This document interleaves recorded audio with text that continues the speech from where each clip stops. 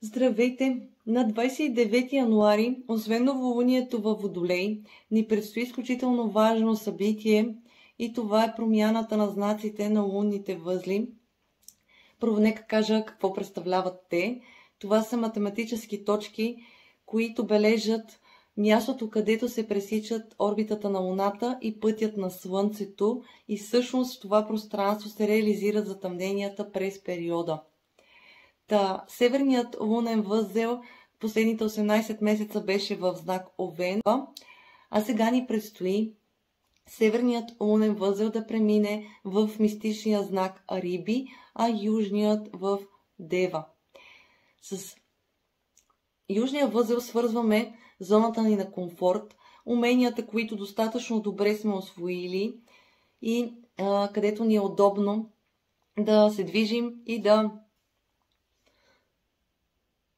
бъдем. Докато северният лунен възел сигнализира за посоката, която е добре да поемем, сочи пътя, по който бихме могли да се развием и да разгърнем потенциала си в максимална степен.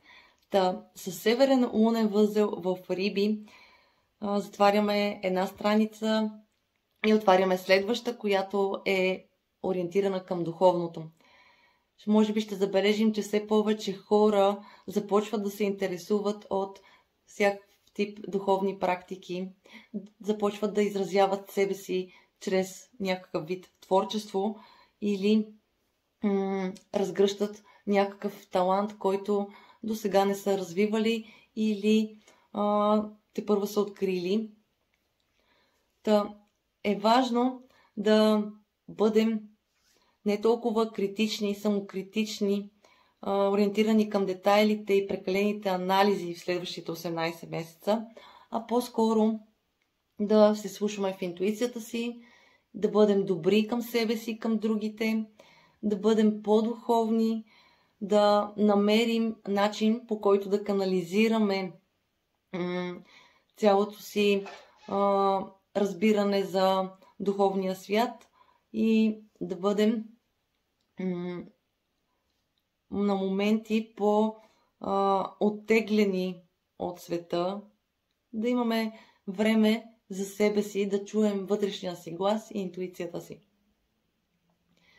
Всъщност хората, които са родени с южен възел в Дева и северен в Риби, предстои им да изпитат така наречения лунен възврат, т.е. възлите да застанат на мястото, където са били, когато са се родили. За тях е изключително благоприятно, тъй като получават възможността да изградят по-ясна визия за бъдещето си, да виждат целите си на хоризонта, за да могат да предприемат необходимите стъпки за това.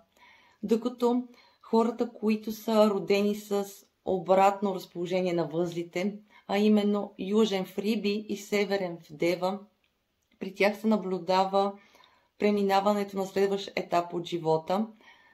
Може би се завършва някаква кармична ситуация или цикъл, в който са били преди, а сега предстои да поемат по съвсем нов път, след като са усвоили уроците от миналото. Много е важно къде в картата ни попада тази ос Дева Риби, за да можем да си дадем сметка всъщност коя сфера от живота ни ще бъде засегната и повлияна от тази промяна, като друг способ, чрез който можем да получим представа за това, е да си направим ретроспекция, какво ни се е случило в периода от юни 2006 до към декември 2007 година, когато за последно възлите са били разположени в тази позиция. Южен лунен възел в Дева, северен лунен възел в Риби. Това е.